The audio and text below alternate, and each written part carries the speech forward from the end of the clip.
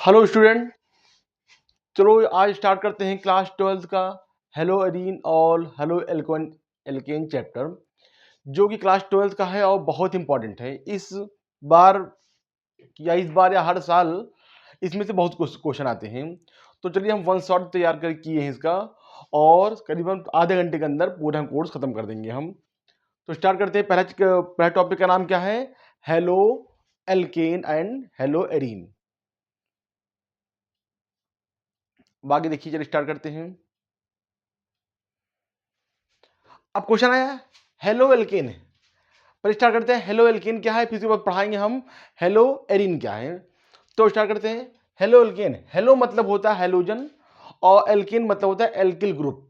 यह जो जो ऐसा कोई ग्रुप जो हाइड्रोकार्बन, जो हाइड्रोजन कार्बन से मिलकर बना हो, उन्हें बोलते हैं क्या? एल्केन। तो जैसे एथेन, मिथेन, प्रोपेन, ऐसे सब। क्वेश्चन आता, पहला क्वेश्चन आता है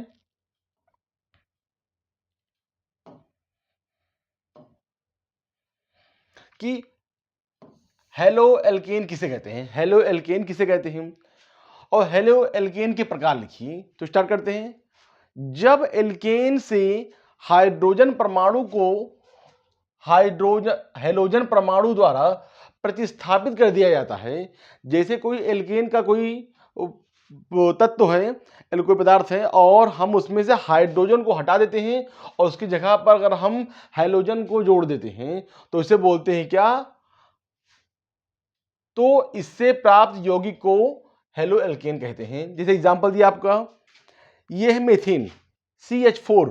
क्या है ये? मेथेन है, मतलब इसको बोलते हैं एल्केन, क्योंकि एल्केन ग्रुप का है। जैसे मेथेन हुआ, प्रोपेन हुआ, इथेन हुआ, ये सब जैसे लाइन से होता है, तो एल्केन है। अगर यहां पर एक हाइड्रोजन हटा देते हैं, और एक्स का मतलब होता है हेलोजन, तो और एक हेलोजन को जोड़ देते हैं, तो क्या हुआ? CH4 से क्या होगा? CH3, और एक इसमें जुड़ गया। ऐसे ही एक इसमें से और हटाते हैं तो CH2 हो जाएगा, CH2, और इसमें एक X मतलब हेलोजन और जोड़ देते हैं तो क्या होगा? X2 हो जाएगा। ऐसे ही एक हाइड्रोजन और रिमूव करते हैं और एक हेलोजन और जोड़ देते हैं तो हो जाएगा CHX3। तो जब किसी एल्केन से हम हाइड्रोजन को हटाते हैं और उसकी जगह पर हम हेलोजन को जोड़ते हैं, तो ऐसे तत्वों को बोलते हैं क्या? Halo alkane. हेलो एल्केन बोलते हैं। अब एक्स क्या है? हमने बोला कि हेलोजन है, तो हेलोजन कौन कौन से होते हैं? हेलोजन होते हैं जैसे फ्लोरीन हुआ, क्लोरीन हुआ, ब्रोमीन हुआ, आयोडीन हो गया। तो आप इसको बहुत अच्छी तरीके से याद करते हैं। तो फ्लोरीन, क्लोरीन, ब्रोमीन, आयोडीन, ये चार होते हैं मुख्यतः। तो आप याद करिए, इन्हें बोलेंगे हाइलोजन। अगर हम कभी आर की बात करें, मान लीजिए इसका मतलब होता है एल्केन की बात कर रहे हैं। अगर हम कभी एक्स की बात करें, इसका मतलब हुआ हम हेलोजन की बात कर रहे हैं। ठीक है, चलिए, तो ये याद हो गया। ठीक है, अब आगे देखते हैं हम लोग। सेकंड आया एल हेलो एल्केन का वर्गीकरण। हेलो एल्केन का वर्गीकरण। तो अब वर्गीकरण मतलब क्या कह सकते हैं हम? देखिए, हेलो एल्केन को दो भाग में कर सकते हैं। एक होता है हाइड्रोजन परमाणु के आधार पर अलग अलग किया गया है, और दूसरा होता है जो इंपॉर्टेंट बहुत है, वो है क्या? कार्बन परमाणु की संख्या के आधार पर हम उसको अलग अलग भागों में बांट सकते हैं। तो पहले स्टार्ट करते हैं हम लोग हाइड्रोजन परमाणु के आधार पर। अब देखिए, पहला होता है मोनो हेलो एल्केन, दूसरा होता है डाई हेलो एल्केन, तीसरा होता है ट्राई हेलो एल्केन। मोनो मतलब जैसे आप जानते हो, मोनो मतलब एक होता है। अगर किसी एल्केन में हम हेलोजन के एक अणु को जोड़ते हैं तो उसे बोलते हैं मोनो एल्केन। इसमें एक हाइड्रोजन परमाणु जोड़ा जाता है। जैसे क्या हुआ? ये एल्केन हुआ, तो उसे हमने एक डायरेक्ट जोड़ दिया हमने, तो क्या हुआ? एक्स मतलब हेलोजन, तो एक एक्स जोड़ा गया, एक हाइड्रोजन जोड़ा गया, इसे बोलते हैं mono halo alkane. Die halo alkane मतलब क्या होता है? इसमें दो हाइड्रोजन परमाणु जोड़े जाते हैं। जैसे देखिए यहां पर CH2X, CH2X, तो क्या हो गया यहां पर? तो एक दो, ध्यान दीजिएगा, दो हाइड्रोजन परमाणु जोड़ा गया, इसलिए बोला गया इसको डाई हेलो एल्कीन बोला गया। ये हुआ हेलो एल्कीन का वर्गीकरण, लिखा हाइड्रोजन परमाणु द्वारा लिखा हुआ है। और तीसरा हुआ ट्राई हैलोजन एल्कीन। ट्राई मतलब किसी एल्कीन में हम 3 हाइड्रोजन परमाणु को जोड़े अगर, तो देखिए यहां पर क्या, इसमें 3 हाइड्रोजन परमाणु जोड़ते हैं, जैसे कि CH2X जोड़ा गया, CHX जोड़ा गया और CH2X जोड़ा। ध्यान दीजिए 1 2 3 3 हाइड्रोजन परमाणु जोड़ा गया, इसलिए बोला गया इसको ट्राई हेलो एल्कीन बोला गया। तो ये तो इंपॉर्टेंट है ही है, लेकिन इससे ज्यादा इंपॉर्टेंट ये है, इसको आप याद भी कर सकते हैं, बहुत इंपॉर्टेंट है आपके लिए। चलिए लिखा है पर कार्बन के आधार पर, कार्बन परमाणु की संख्या के आधार पर हम इसको कैसे अलग अलग करते हैं। तो पहला हुआ क्या, देखिए प्राथमिक हेलोल्कीन। प्राथमिक हेलोल्कीन को बोलते हैं फर्स्ट डिग्री। तो लिखा जब हाइड्रोजन परमाणु प्राथमिक कार्बन परमाणु से जुड़ा होता है, इसका फॉर्मूला कह सकते हो कि R मतलब एल्केन, CH2 और ये X मतलब हेलोजन। जब जैसे कहां पर फर्स्ट मतलब हुआ कि जैसे मान लीजिए कोई हाइड्रोजन जुड़ा है इस वाली तरह, इससे जोड़ा गया है, एल्केन से जोड़ा गया है, तो जब हाइड्रोजन परमाणु प्राथमिक कार्बन परमाणु से जोड़ते हैं तो उन्हें बोलते हैं क्या, प्राथमिक हेलो एल्केन बोलते हैं। ठीक है, तो ये हुआ। अगर इसको हम द्वितीय से मतलब CH3 से जोड़ते हैं, ध्यान दीजिएगा, जैसे क्या हुआ, जब हाइड्रोजन परमाणु कार्बन परमाणु से जुड़ा हो, जब हाइड्रोजन परमाणु द्वितीय कार्बन परमाणु से जुड़ा हो, मतलब क्या हुआ, ध्यान दीजिए, जैसे यहां पर एक यहां पर ये यहां तो CH3 तो एल्केन कितने यहां पर है, एक यहां है एक यहां है, 2 है ना, तो 2 मतलब जोड़े गए हैं। इसका मतलब क्या हुआ, जब 2 एल्केन से जोड़ा गया हो क्या, कोई भी हेलोजन, उन्हें बोलते हैं द्वितीयक हेलोजन, हेलो एल्केन बोलते हैं। यहां देखिए CH3 एक था तो उसे बोला गया क्या, प्राथमिक हेलो एल्केन। यहां देखिए CH3 2 है, CH3 तो उसे बोला गया क्या, अब ये इससे इन दोनों से क्या जुड़ा है, इससे जुड़ा हुआ है हेलोजन जुड़ा हुआ है, तो इसे बोलेंगे क्या, द्वितीयक हेलोजन, हेलो एल्केन बोलते हैं, सेकंड डिग्री बोलते हैं हम। थर्ड देखिए यहां पर हाइड्रोजन परमाणु तृतीय कार्बन से जुड़ा है, मतलब क्या, ध्यान दीजिए, यही एल्केन देखिए यहां पर एक CH3 और उसे जुड़ा क्या गया है, हेलोजन जोड़ा गया है। तो ऐसे तत्वों को बोलते हैं हम लोग क्या, बोलेंगे हम थर्ड डिग्री। क्या बोलेंगे हम, थर्ड डिग्री। तो इसे बोला प्राथमिक जब CH3 एक हो, जब क्या हुआ, CH3 2 से जोड़ा गया हेलोजन, उसे बोलेंगे द्वितीयक हेलोजन, हेलो एल्केन। और तीसरा होता है क्या, जब CH3 एल्केन से जोड़ा गया हो हेलोजन, ठीक है, उन्हें बोला गया क्या, तृतीयक हेलो एल्केन। तो ये हुआ आपका, देख लीजिए इसको,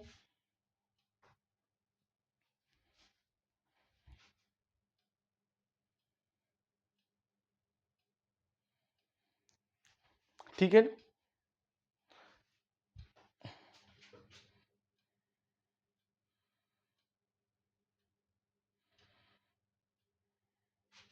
ठीक है, अब आगे बढ़ते हम लोग। तीसरा हुआ हेलो एल्केन के निर्माण की विधियां व रासायनिक गुण, कि अब हेलो एल्केन कैसे बनाया जाता है और उसके रासायनिक गुण भी लिखना है हमको। तो हेलो एल्केन के निर्माण की विधियां, पहले अल्कोहल से जानते हो आप लोग, जिसमें OH लगा हो, वो क्या होता है, अल्कोहल होता है। अल्कोहल से, जब अल्कोहल की अभिक्रिया निम्न अभिकर्मक HCl से, HBr से, पोटेशियम ब्रोमाइड से, पोटेशियम पेंटा क्या वो PCl3 से करवाते हैं, मतलब किस करवाते हैं, तो हम लोग कराई जाती है, तो हेलो एल्केन प्राप्त होता है। जब अल्कोहल की क्रिया हम इन सब से करवाते हैं तो क्या प्राप्त होता है हमको, हेलो एल्केन प्राप्त होता है। जैसे यहां पर देखिए CH3OH, OH लगा, इसका मतलब अल्कोहल है ये, वैसे नाम इसका है मिथेनॉल लिखा है, तो CH3OH। अगर हम इसमें HCl हाइड्रोक्लोराइड मिलाते हैं तो आप जानते हो ये प्लस होता है, ये माइनस होता है, ये प्लस होता है, ये माइनस, तो प्लस वाला जुड़ेगा इसके माइनस से और इसकी जुड़ेगा इस वाले से, तो क्या होगा CH3Cl, CH3Cl हो जाएगा। और उधर क्या हो जाएगा H, एक H यहाँ पर है और OH यहाँ पर, तो क्या हो जाएगा ये H2O हो जाएगा, वाटर हो जाएगा। तो मतलब अल्कोहल की क्रिया जब हमने HCl से कराया तो क्या बन गया मेथिल क्लोराइड। मेथिल क्लोराइड मतलब क्या हुआ हेलोएल्कीन बन गया। ठीक है, तो इसे बोला गया अल्कोहल से हम कैसे हेलोएल्कीन प्राप्त करते हैं। ठीक है, ये हुआ। अब आगे देखते हैं हम लोग, लिखा है एल्केन से। एल्कीन से मतलब क्या, सूर्य के प्रकाश में एल्कीन हाइड्रोजन से क्रिया करके, सूर्य के प्रकाश में एल्कीन का कोई तत्व है वो सूर्य के हाइड्रोजन से क्रिया करके हेलोएल्कीन बना लेता है। जैसे क्या हुआ, ये है मीथेन, मीथेन है, मीथेन क्रिया एल्कीन हो गया। इसके हाइड्रोजन कोई भी हाइड्रोजन मिलाते हैं, मान लीजिए ब्रोमाइड मिलाते हैं या क्लोराइड मिलाते हैं, और मीथेन की क्रिया करवाया हमने Cl से, Cl2 से मतलब क्लोराइड से कराया, क्लोरीन से कराया। तो सनलाइट के उपस्थिति में जैसे हम हीट करवाते हैं या रिएक्शन करवाते हैं तो क्या हो, ये हो जाएगा आपका हेलोएल्कीन बन जाएगा, हेलोएल्कीन बन जाएगा। तो एक इसमें से कम हो जाएगा तो CH3, एक हो जाएगा यहाँ पर Cl, तो CH3Cl ये हेलोएल्कीन हो गया, मतलब मेथिल क्लोराइड हो गया। तो ध्यान दीजिए इसमें एक बच जाएगा, इसमें एक बच जाएगा, तो क्या होगा HCl, HCl। तो मतलब सूर्य के प्रकाश में एल्केन की क्रिया जब हाइड्रोजन से, एल्केन हाइड्रोजन से क्रिया करके हेलोएल्कीन बनाता है। ठीक है, इसके बाद में आता है फास्फोरस हाइलाइड से।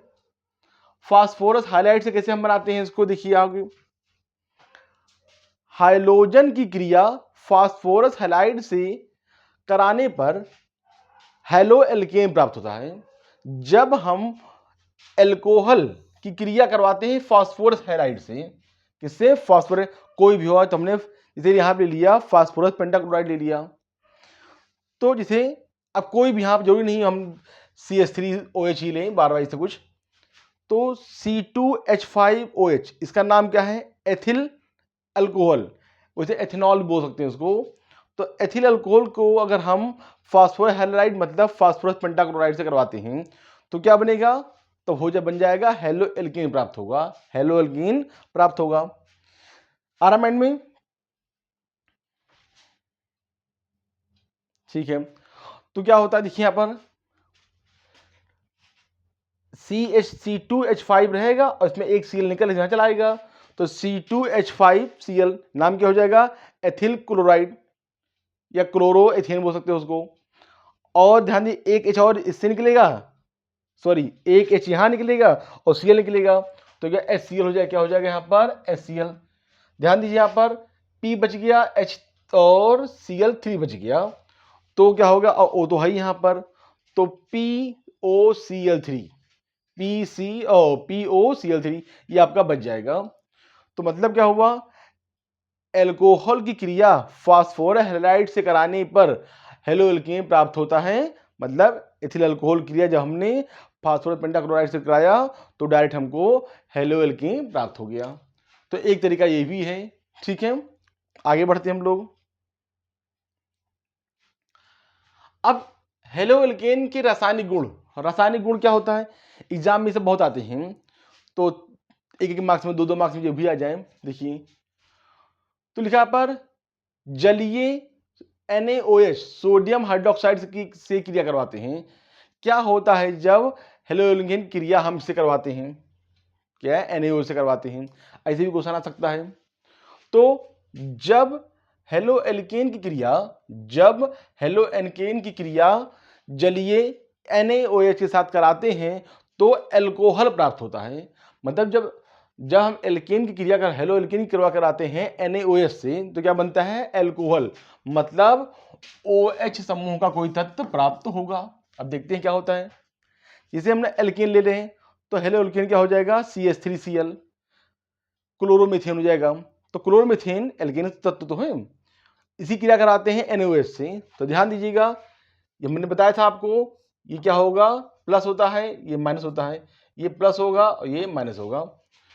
तो CH3OH CH3OH हो जाएगा, ये OH लगे मतलब अल्कोहल हो गया, मिथेनॉल बच क्या गया NaOH, NaCl बच जाएगा, तो NaCl लवण मतलब सॉल्ट बच जाएगा।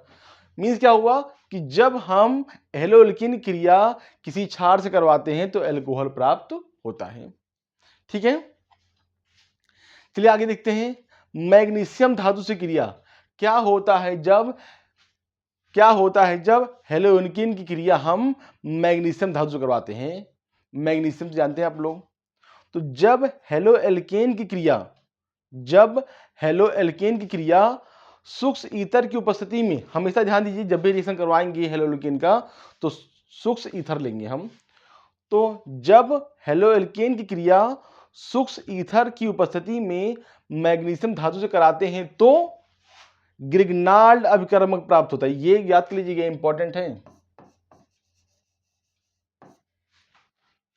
अब यहां पर हेलोएल्केन क्रिया, तो हेलोएल्केन लिख लिया, किसे करवाते हैं मैग्नीशियम धातु, तो Mg से करवाते हैं सूक्ष्म ईथर की उपस्थिति में। तो क्या बन जाएगा, बनेगा ध्यान दें CH3Mg, तो CH3Mg बनेगा और Cl बचा रहेगा, Cl भी क्या हो जाएगा, इसको मेथिल मैग्नीशियम क्लोराइड बन जाएगा। मतलब इसे ही बोलते हैं हम लोग ग्रिग्नाल्ड अभिकर्मक होता है। तो एक बार फिर से पढ़ लेते हैं हम लोग। जब हेलोएल्केन की क्रिया सूक्ष्म ईथर की उपस्थिति में मैग्नीशियम धातु से कराते हैं तो ग्रिग्नाल्ड अभिकर्मक प्राप्त होता है। ये बहुत इंपॉर्टेंट है, पढ़ लीजिएगा ढंग से। ठीक है, इसलिए हम बोर्ड के सामने नहीं आ रहे, आप लोग पढ़ते रहिए, देखते रहिए, सुनते रहिए।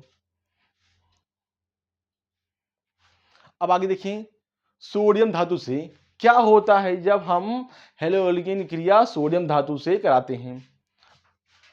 तो सूक्ष्म ईथर की उपस्थिति में हेलोएल्केन की क्रिया सोडियम धातु से कराने पर एल्केन प्राप्त होता है। क्या प्राप्त होता है, एल्केन। जैसे मान लीजिए हमने हेलोएल्केन की दो परमाणु ले लिए, हेलोएल्केन की दो परमाणु लिया और उसकी रिएक्शन करवाया हमने किससे, सोडियम से। किसकी उपस्थिति मैंने बताया था, सूक्ष्म ईथर हमेशा लेंगे। तो क्या प्राप्त होता है, एल्केन प्राप्त होता है। ध्यान दीजिए, ये दोनों यहां पहुंच जाएंगे CH3 तो क्या हो जाएगा, C2 हो जाएगा, H3H6, इसे क्या बोलते हैं हम, एथीन बोलते हैं। तो मतलब जब हम हेलोएल्केन की दो मॉलिक्यूल की क्रिया सोडियम से करवाते हैं तो हमको एल्केन प्राप्त होता है। हेलोएल्केन की क्रिया करवाते हैं सोडियम धातु से। तो अब बचा क्या, ध्यान दीजिए, तो बच गया Na बच गया, Cl बच गया यहाँ पर, तो NaCl बच गया। लेकिन ध्यान दो क्या रहा, ये Cl दो था, Na एक ही था ना पहले, तो हमने क्या किया, दोनों क्रिया करवाया यहाँ। तो ये क्या हुआ, दो यहाँ हो जाएगा, दो यहाँ हो जाएगा। क्रिया मतलब क्या हुआ, समझ गए ना, ये रिएक्शन ऑलरेडी लिखा हुआ था, ऑलरेडी हमसे समझा रहे हैं आपको। आराम एंड में Cl दो था, ये कि Na तो एक ही था ना पहले, तो हमने यहाँ पर लिख दिया NaCl, दो से मल्टीप्लाई किया, दो से यहाँ भी करना पड़ा। ठीक, अब आगे देखिए। अब आता है, जैसे हेलोएल्केन के लगभग सारे पार्ट हो गए हैं, अब आते हैं हम लोग क्या, हेलोएरीन किसे कहते हैं। अब हेलोएरीन पढ़ने के लिए आप देखिए हेलोएल्केन और हेलोएरीन में क्या अंतर है। ठीक है, एक बार स्क्रीनशॉट ले लीजिए।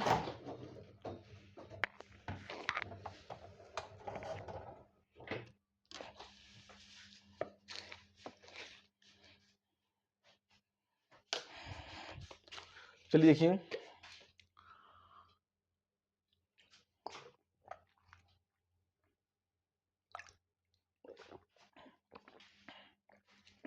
थोड़ा पानी पी लेते हैं, थोड़ा आप लोग पानी पी लीजिए थोड़ा सा।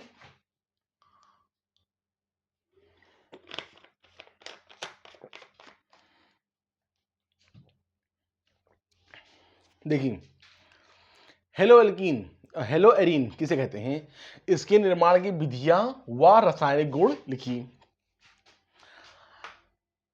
एरीन का मतलब होता है, उसमें क्या था, हम जोड़ रहे थे एल्केन जोड़ रहे थे, मतलब CH3 या C2H5 जो भी जोड़ रहे थे, इसमें हम बेंजीन जोड़ेंगे। क्या जोड़ेंगे हम, बेंजीन के तत्व जोड़ेंगे, किसमें जो इस बेंजीन तत्व को जोड़ेंगे हम हेलोजन से, तो उन्हें बोलेंगे क्या, हेलो एरीन। कि किसी बेंजीन में अगर हम हेलोजन जोड़ते हैं तो बोलते हैं उसको हेलो एरीन बोला जाता है उसको।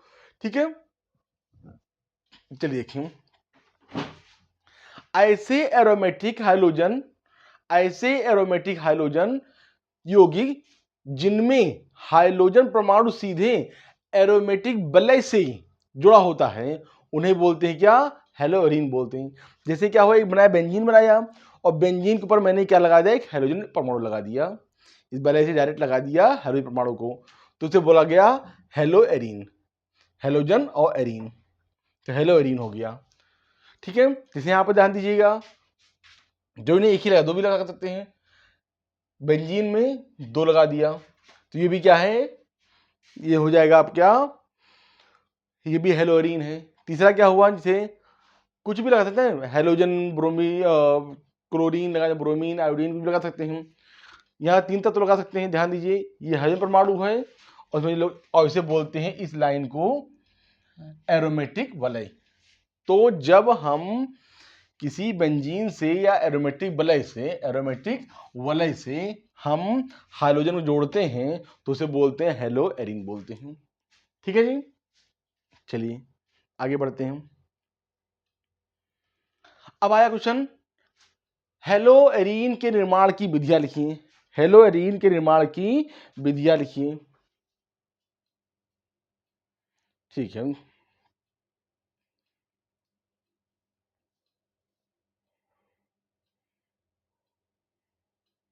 दिखाई पड़ा सबको, देखिए, बेंजीन से बनाते हैं हेलो एरीन।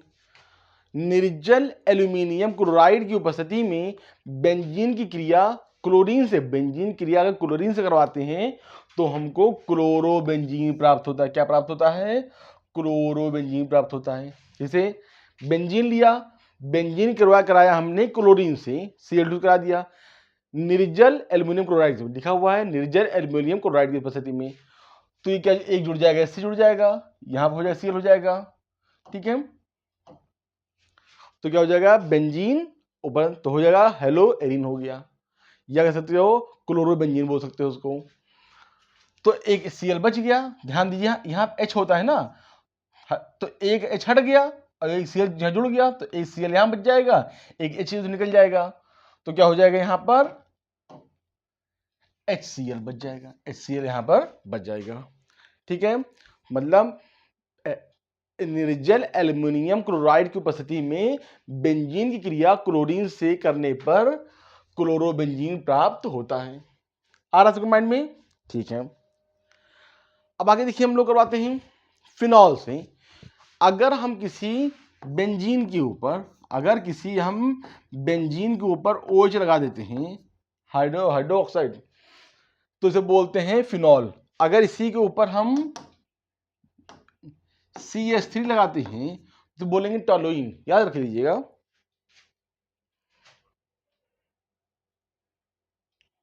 तो बड़ा कर दे इसको, ठीक, फिनॉल से, तो फिनॉल की क्रिया फास्फोरस पेंटाक्लोराइड से करने पर क्लोरोबेंजीन प्राप्त होता है।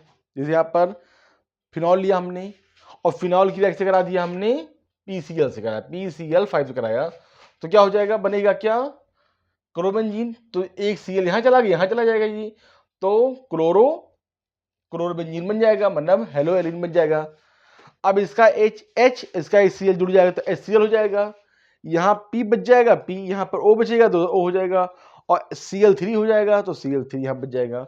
फिलहाल जान जाओ कि फिनॉल क्रिया जब हम फास्फोरस पेंटाक्लोराइड से करवाते हैं तो हमको हेलो एरीन प्राप्त होता है। ठीक है, चलिए ठीक है, देखते रहिए आप लोग, हो जाएगा सबका।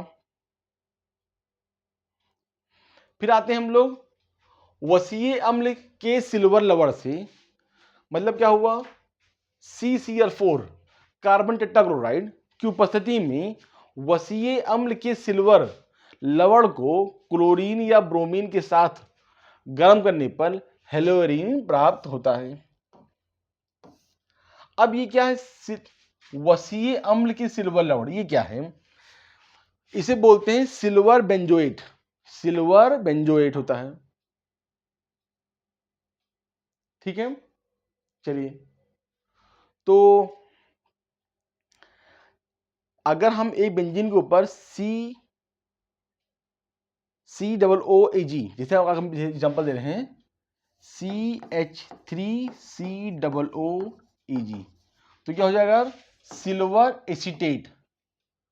ऐसे यहाँ पर सिल्वर और बेंजीन के ऊपर लगा हुआ है तो बेंजोएट हो जाएगा, तो सिल्वर बेंजोएट बोलेंगे इसको। तो सिल्वर बेंजोएट, तो सिल्वर बेंजोएट क्रिया अगर हम किसे करवाते हैं, क्लोरीन से या ब्रोमीन से, चलो ब्रोमीन से करवा रहे हैं, तो क्या बन जाएगा? हेलोरीन बनेगा। तो एक Br यहां चला आएगा तो क्या होगा? बेंजीन, तो Br ले जाएगा, तो ब्रोमो बेंजीन हो जाएगा, यह हेलोरीन हो जाएगा ये। अब क्या हो जाएगा? यहां पर एक बच जाएगा, यहां पर बाकी बच जाएगा, तो AgBr, AgBr एक लवण बन जाएगा, सॉल्ट बन जाएगा, और क्या हो जाएगा? बाकी बचेगा आपका CO2 बच जाएगा, तो CO2 हमारा गैसीय अवस्था में निकलेगा। तो मतलब क्या हुआ? सिल्वर बेंजोइड क्रिया जब हम ब्रोमीन से करवाते हैं तो हेलोएरीन प्राप्त होता है। ठीक है, लिखते रहिए। लास्ट में है अब इसका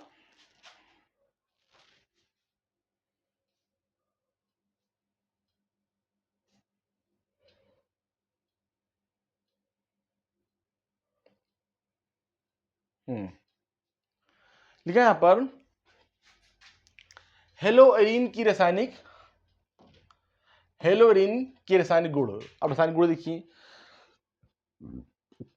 रासायनिक गुण मतलब होता है कि अगर हेलोएरीन क्रिया किसी से करवाते हैं तो क्या बनता है?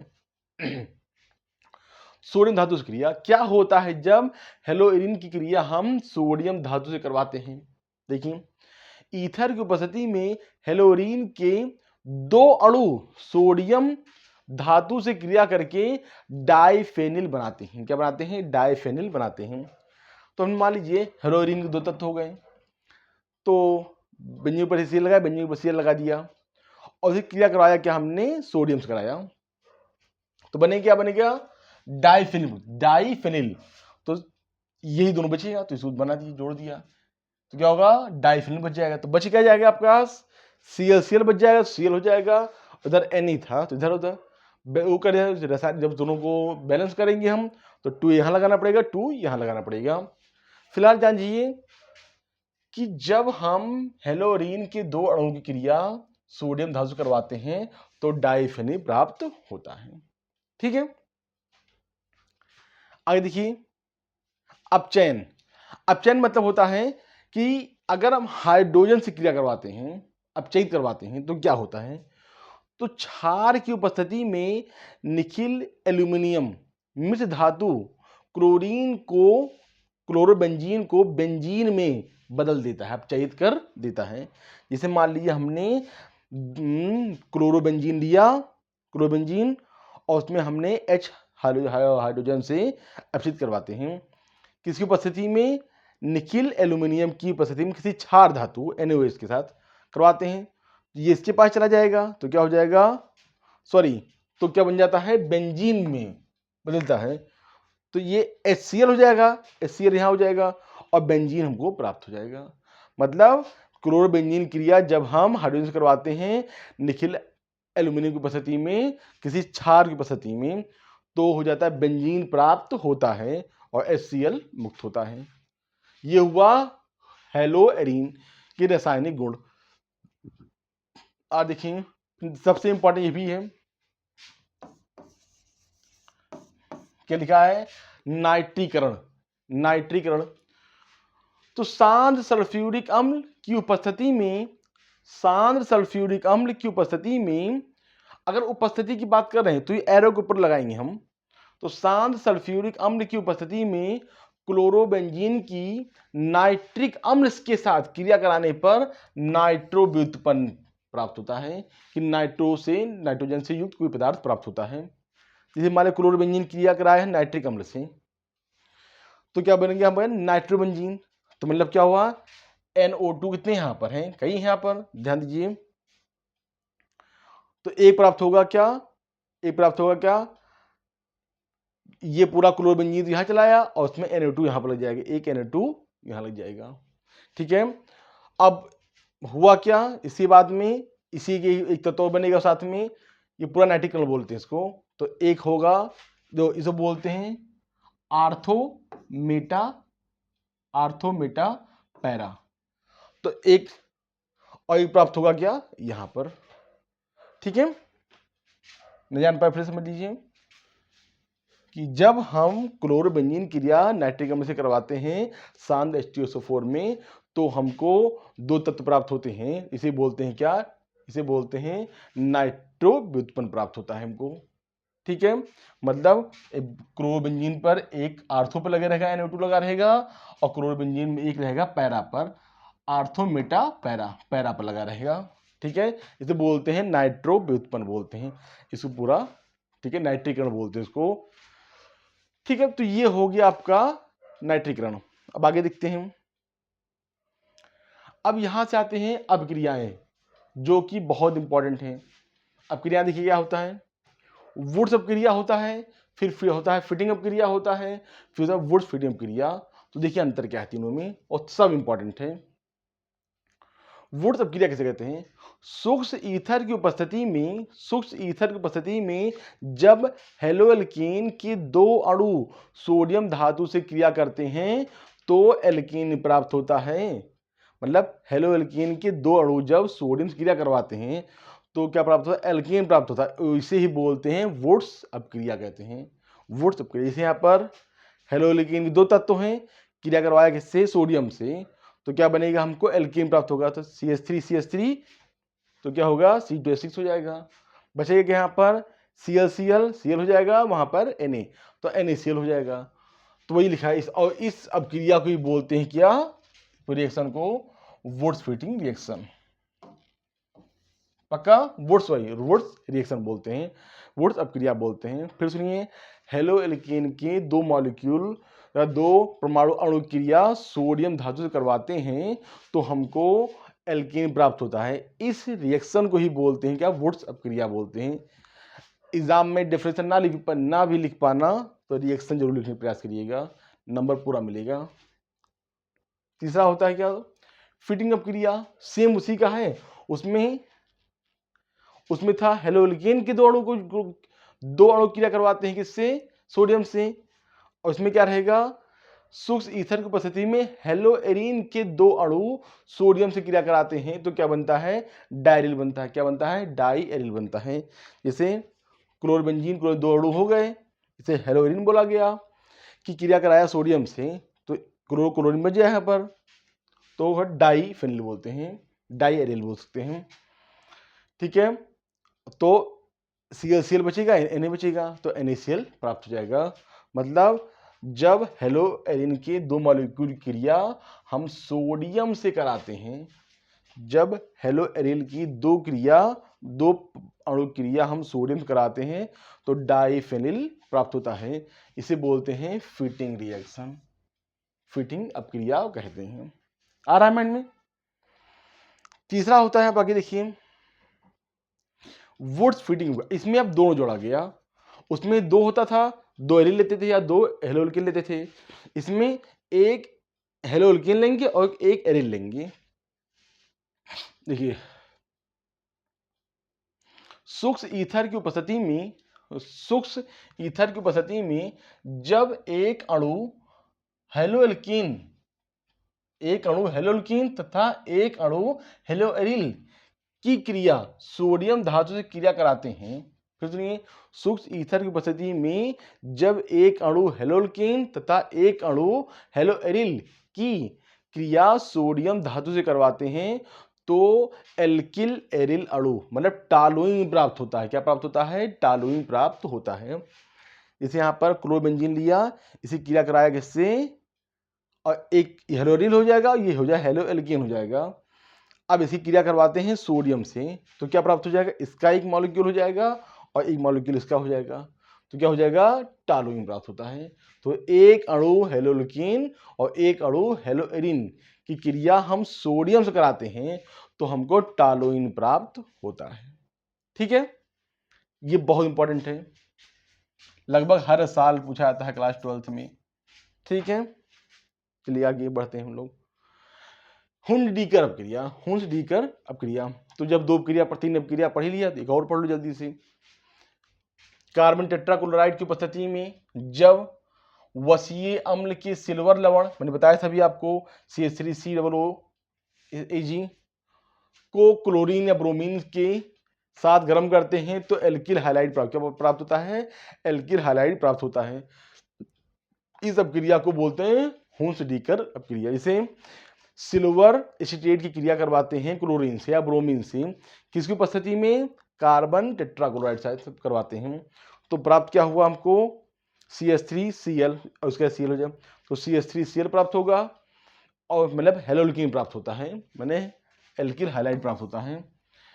और बाकी भाई AgCl यहाँ ये मिल जाएगा, यहाँ हो जाएगा, और CO2 बच जाएगा। तो इस अपक्रिया को क्या बोलते हैं, हुंडीकर अपक्रिया। या फिर से पढ़ देते हैं, CCl4 की उपस्थिति में जब वसीय अम्ल के सिल्वर ब्रोमाइड को क्लोरीन या ब्रोमीन के साथ गर्म करते हैं तो एल्किल हाइलाइड प्राप्त होता है। इस अपक्रिया को ही बोलते हैं क्या, हुंडीकर अपक्रिया। ठीक, चलिए ठीक है। ये सब सारे रिएक्शन जो हमने तीनों करवाया है, वुड्स अपक्रिया, फीडिंग अपक्रिया, वुड्स फीडिंग अपक्रिया और हुंडीकर अपक्रिया, ये चारों में से इस 2026 में 100% 2 क्वेश्चन आएंगे इसमें से। इसमें आता है फ्रीडल-क्रॉफ्ट रिएक्शन। ठीक है, ये सब रिएक्शन है जो कि एग्जाम पे ज्यादा आते हैं। निर्जल एल्यूमिनियम क्लोराइड की उपस्थिति में बेंजीन की क्रिया मेथिल क्लोराइड से कराने पर टालुइन प्राप्त होता है। मतलब बेंजीन क्रिया अगर हम मेथिल क्लोराइड से करवाते हैं, बेंजीन क्रिया अगर हम मेथिल क्लोराइड से करवाते हैं, किसकी उपस्थिति में, एल्युमिनियम टेट्राक्लोराइड कह सकते हो, एल्युमिनियम क्लोराइड से करवाते हैं, एल्युमिनियम क्लोराइड, तो क्या बने होगा, टालुइन। मैंने बताया था टालुइन सिंबल क्या होता है, इसी के ऊपर क्या लगा, CH लगा देते हैं। ठीक है, तो बेंजीन क्रिया मेथिल क्लोराइड से कराने पर टालुइन प्राप्त होता है। इस अपक्रिया को बोलते हैं फ्रीडल-क्रॉफ्ट रिएक्शन, फ्रीडल-क्रॉफ्ट रिएक्शन बोलते हैं। ठीक है, अब इसमें से बाद में 3-4 क्वेश्चन ऐसे हैं जो कि थोड़ा लॉन्ग में या शॉर्ट में आ सकते हैं, सिर्फ उसके लिए है। देखिए, फ्रियान क्या है, इसका वातावरण पर क्या प्रभाव पड़ता है, इसका उपयोग लिखिए। फ्रियान क्लोरोफ्लोरोकार्बन वर्ग से संबंधित एक रंगहीन, गंधहीन, अज्वलनशील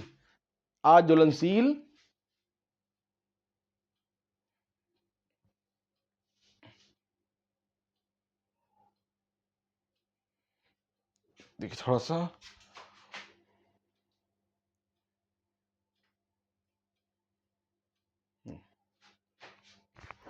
फ्रियान क्लोरोफ्लोरोकार्बन वर्ग से संबंधित एक रंगहीन, गंधहीन, अज्वलनशील तथा गैर संक्षारक गैस या तरल पदार्थ है।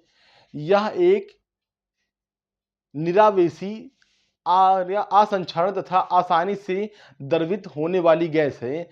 इसका उपयोग रेफ्रिजरेटर में, वातावरण कूलर में प्रशीतक के रूप में किया जाता है। मतलब फ्रियान मतलब क्लोरोफ्लोरोकार्बन से संबंधित होता है, क्लोरोफ्लोरोकार्बन से होता है।